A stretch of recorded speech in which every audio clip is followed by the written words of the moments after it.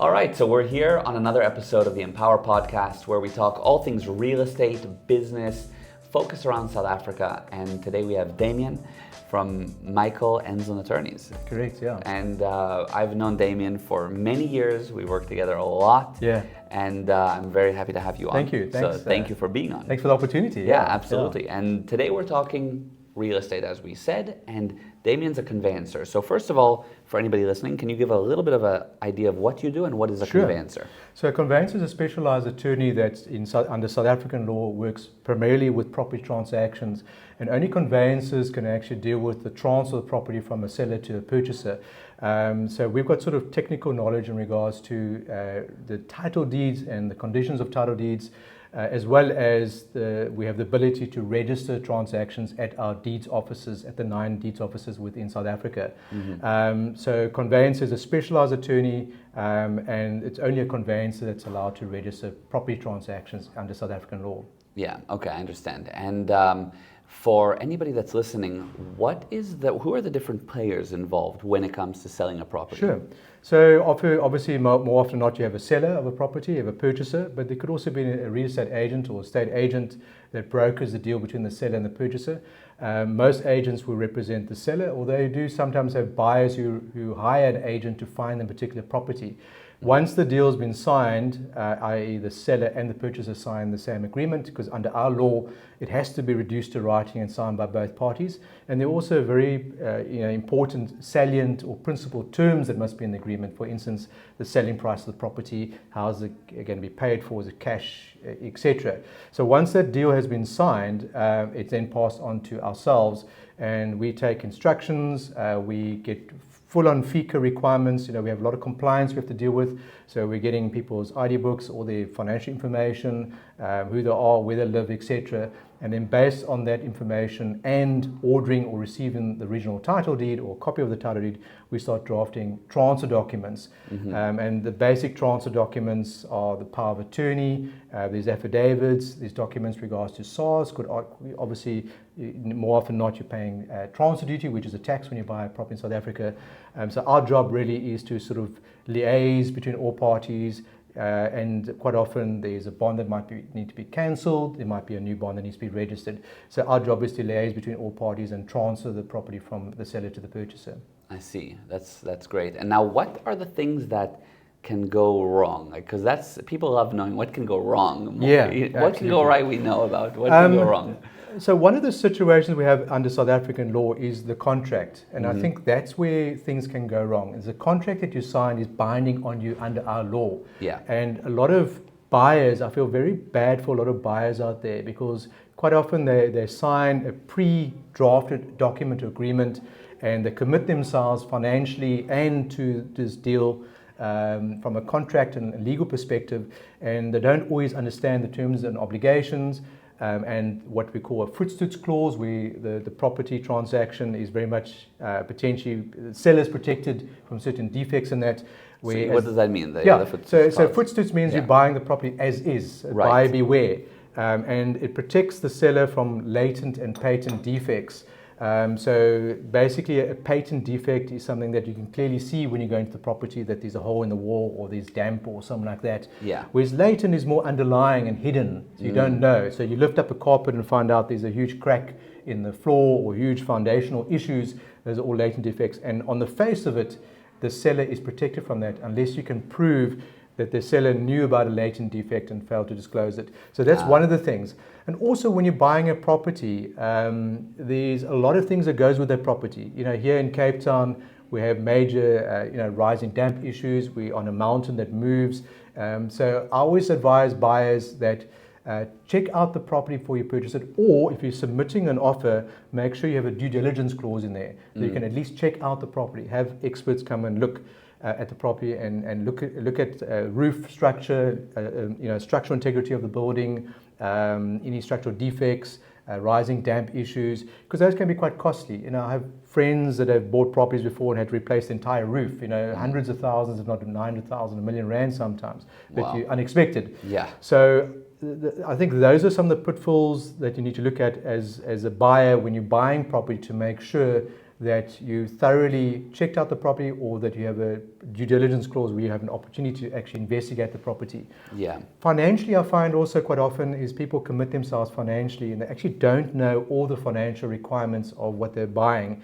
It's not just the purchase price. There's transfer duty, and the more that you buy for, the more transfer duty you pay. There's attorney's costs, for the transfer. There's also potentially bond restoration costs. Time and time again, people forget that there are all these hidden costs. If you're buying into a fancy scheme, you might have extra levies that you may have to pay, in homeowners association levies and that. Yeah. Before I want to get into that actually. Yeah. So before they have all these costs, which I want to get back to in just a sec, who are the main professionals that you would recommend any buyer should hire, and what is the cost to bring out somebody who can look at the structure, or what are they looking at for that? Obviously, we always say get legal advice. Yeah. Okay? So you've got attorneys' costs, and attorneys are not cheap, and you could land up paying a few thousand rand consulting with an attorney. But you're normally investing $1 million or 2 or 3 million rand, so it's quite an investment. But so legal advice on what? On making sure the contract agreement, is fine. Contract itself. Okay. Looking at all the pitfalls and making sure it's structured correctly. Yeah. Because quite often those agreements are not structured correctly according to your circumstances. Say, for instance, you're shifting money from offshore or some investment. You need to give yourself time, for that to take place.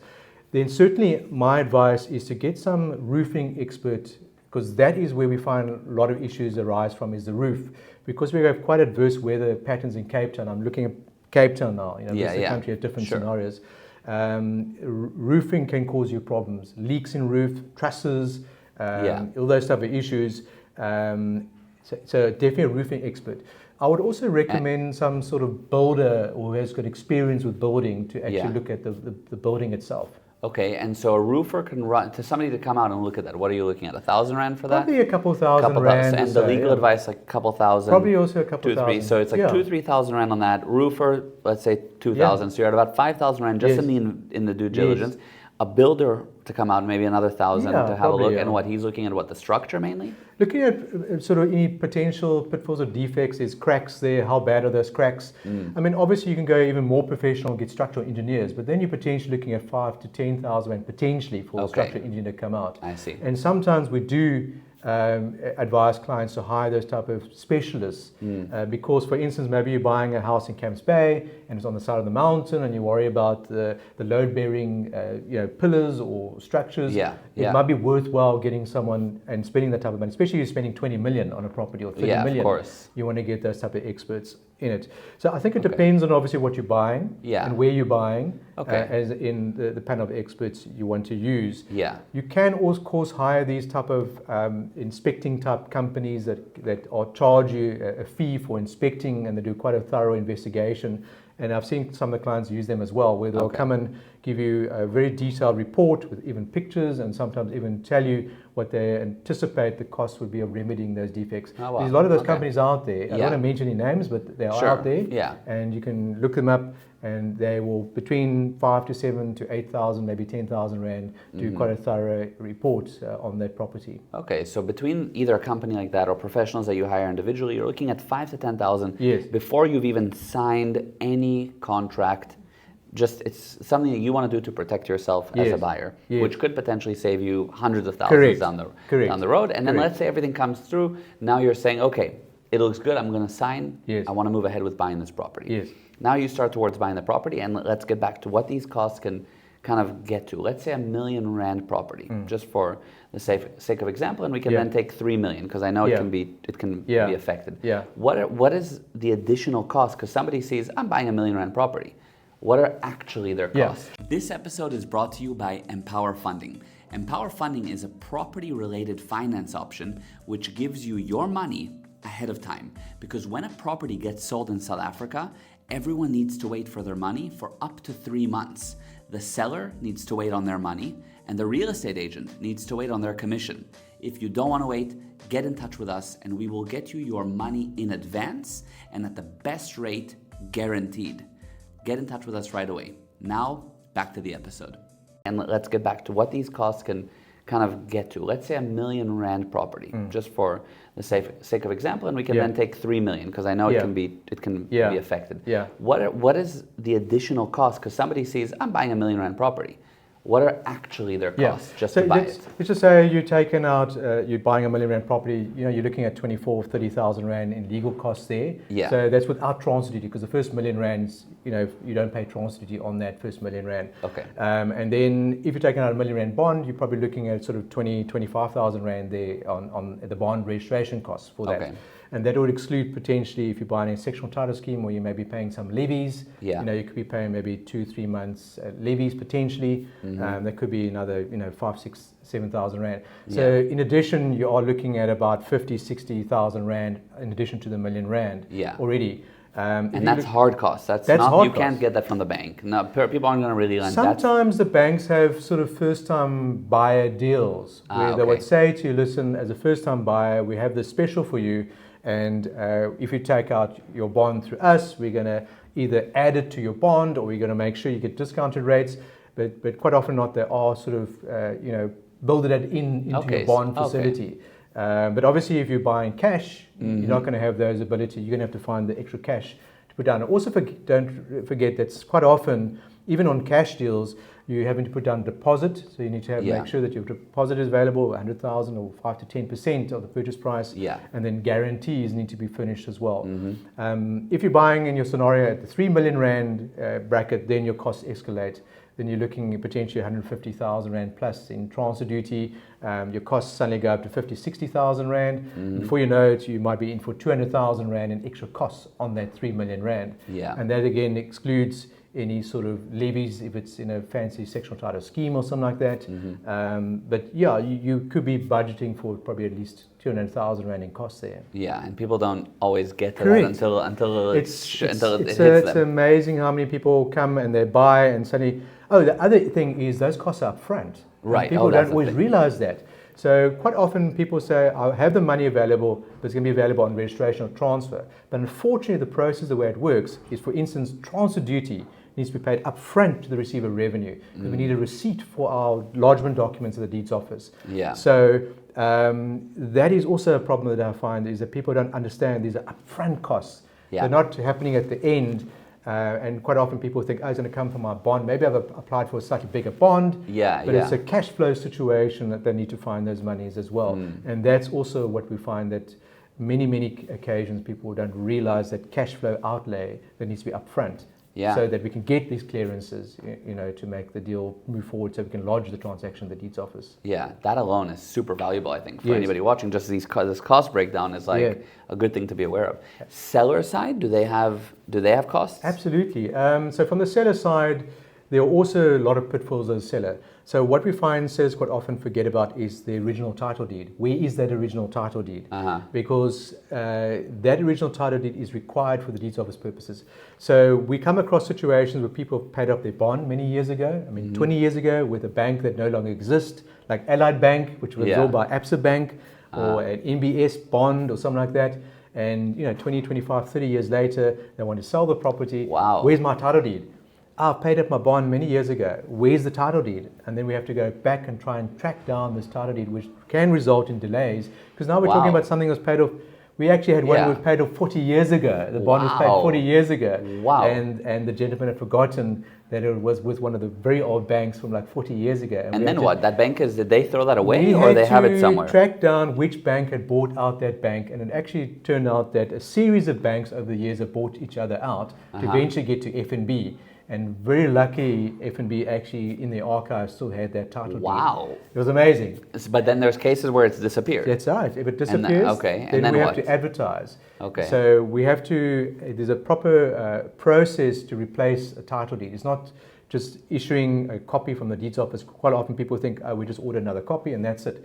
But in actual fact, there's a process. There's an application that must be made to the deeds office, and advertisements must be placed with newspapers advertising the fact that the title deed has gone missing, and then you have that process that you have to follow, and that's time consuming potentially as well. And if you've got a deal that's time sensitive, now suddenly you push back by potentially a month, sometimes even longer, trying to fix that problem. Other things that sellers forget about is your rates clearance. Sometimes people also don't have cash flow for that. That's where obviously Empower Funding can get involved, get bridging finance and that. But that is one of the things that people forget, or they've accumulated a lot of rates and then arrears with their rates, and suddenly what the municipalities typically do, if they see an arrear amount of 50,000 Rand, they might times that by 3, because the municipalities typically work on the worst case scenario. They want for rates clearance. Why would they times it by 3? Because of their risk level. So they haven't seen someone pay their rates for some time, and they want to cover themselves, because they know you can never get money back from people once the transaction's gone through. Yes. So it's a way of the municipalities obviously catching up, with the seller. Sellers also sometimes commit themselves to other deals and other situations, where they've pre-spent the money on something else. And then again, something goes wrong in the transaction where title deed's gone missing or something is delayed on the purchaser's side. So we see a lot of sellers commit themselves. Like what, they've to committed another their money property? to another property, or another deal or something else, or buying a car or something like that, or a wedding, their children at a wedding or something like that. And then, of course, the other thing that we come across is electrical and plumbing certificates, especially in the city of Cape Town, electrical issues with the property and the costs of that as well, and that some sellers have been in their property for 30, 40 years, don't realize that the laws have changed, circumstances change, your wiring codes change, or plug points and that change, and that can come at quite a cost as well.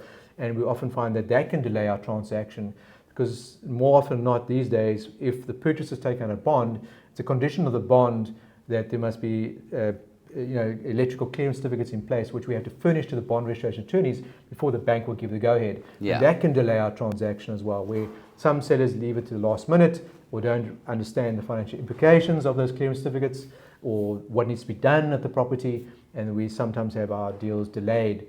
And then plans. Go on. Plans, that's the big issue at the moment, especially in the city of Cape Town, where city of Cape Town become quite tough when it comes to planning issues. And then it's a condition of the sale, the purchaser makes a condition of the sale, or the bond attorneys, or in terms of the bond registration, it's a condition of the bond, because people are aware that perhaps there isn't something on plan, and then you need to get those plans. And of course, if there's nothing on plan, then you've got a whole rigmarole of getting planners or architects to submit new plans and get those plans approved. And we've had some deals delayed substantially because of that, or even some deals fall through because the plans could, not be finished in time. So what happens? There's a property that there's been a change made to the property. Correct. The city never knew about it. Now that you're going to sell it, the city is like, wait, we don't know about this. So now we have to go through a whole process to make that change. Well, it's more that the purchasers are becoming much more aware of these situations with regards to planning issues. So you have a property where renovations have been done. It could be simple as adding on an old garage or something like that, or converting a garage, or some carport even. Even carports need plans now. And perhaps in years past it wasn't so strict anymore, and you've got purchasers that are very, very astute, and they say, we want to see all the plans for this property. The garage is not on plan, or the whatever's not on plan at the moment. And that becomes a condition of the sale. And therefore now the seller has to run around and obviously make sure that happens in time. Because the problem with buyers, if they take it on, they're going to have to deal with the problem, or later on they find out about it, they're going to have to deal with the problem and try and resolve it themselves. I see. Oh wow, that's wild. Okay, so what are back to costs and now what it can add up for a seller? How does that? What are the things? So for example, they have to get an electrical certificate, as an example, right? What else do they? And what would be the cost of that? And what else do they need to get? Sure. So bond cancellation costs as well. Okay. So that they need to pay out of pocket. Well, it could come out of the purchase price. Okay. Could come out of the purchase price. So it's not really an upfront thing. Depends on the circumstances. Some people do pay upfront, but certainly electrical can be an upfront thing, or it can be payable in registration. But the problem is, if you pay on registration, you normally pay more. So electrical repairs depends on obviously the age of the property and what has been done or hasn't been done to the property over the years. But it could be a range between as little as maybe 5,000 to 7,000 Rand. We have as much as 50,000, 60,000 Rand sometimes on some substantial properties, obviously, and where there's a lot to be done. Wow. But I would say the average is between 10,000 to 15,000 Rand as a max on electrical. Plumbing, likewise, in the city of Cape Town, plumbing could be an issue, and sometimes similar amounts of money, 5,000, 7,000, 15,000 Rand, and in really worst case scenarios also up to 20,000 Rand or so. So those are costs that you as a seller have to provide for. So either you ask the attorneys to give undertakings for that, because we can guarantee to the electrical company or the plumbing company that we'll pay them registration or transfer. But then there's a premium to that. You pay more for that situation. Interesting. Okay. What else? Agent's commission, of course. I mean, obviously, there's payable on registration or transfer typically. Yeah. But, which comes out of the purchase price. Correct. Yeah, for sure. Movement costs. If you have to move, that I find a lot of people don't budget for. For instance, I've now sold my property and I've now bought another property and I've moved to. Yeah. And I might be, cash flow might be tight for me, but it's actually quite costly to move. And a client of mine was telling me the other day what it costs to move from Joburg to Cape Town. They didn't realize, 70,000 Rand potentially in packing up a house and moving it. And now, if you don't have that cash around, where are you going to get the money from? So that potentially is a cost from the seller's perspective. There's movement costs in moving around. And obviously, if you committed yourself to another property, the cost of buying the other property, again, transfer duty, and maybe all your money's tied up in the property you're selling. Yeah. And you haven't now made provision for the costs of where you're buying. That potentially could be a cash flow situation or a problem for you as the seller buying somewhere else. So there are a myriad of costs, from the seller could be looking at, and with these fancy estates, often you have to pay an exit levy. If you're living in a fancy gated estate, and suddenly people haven't budgeted for that or something like that, in the equation. So they need to think about that as well and find out beforehand what's it going to cost me to sell this property out of this fancy estate. So I might have quite a substantial exit levy, when I leave. Oh, really? Interesting. Okay. Yeah. And is there situations where people haven't paid their levies to an estate? And then also that adds up as like a big chunk all of a sudden. Absolutely.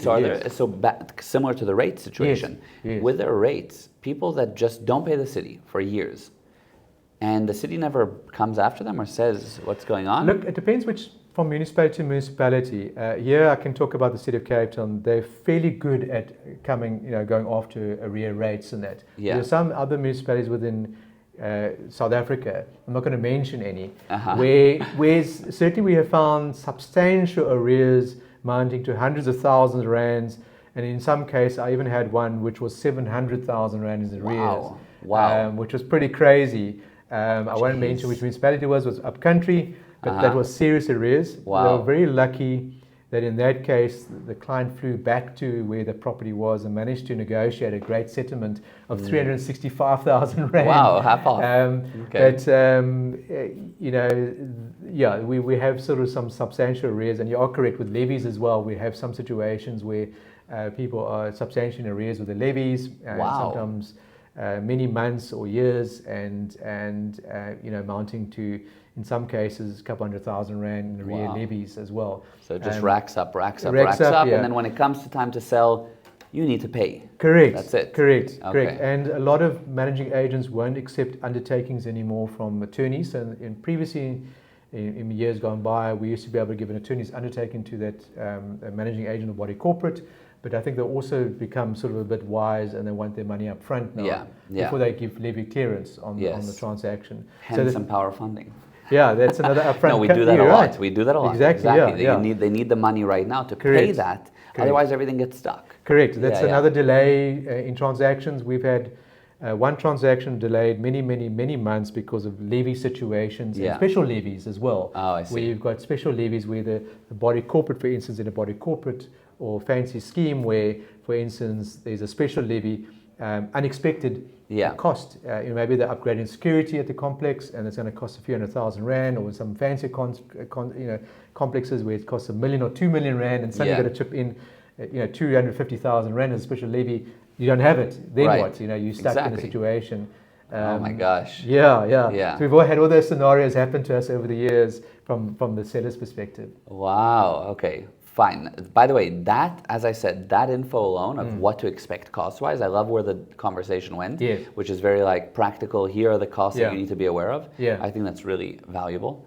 And not that we need to wrap up soon, but just as we're coming closer to the end, I have two questions that I typically ask. And the first one is, it's a two-part question in one. Sure. What would be your encouragement for somebody to get into the property market in South Africa or in Cape Town?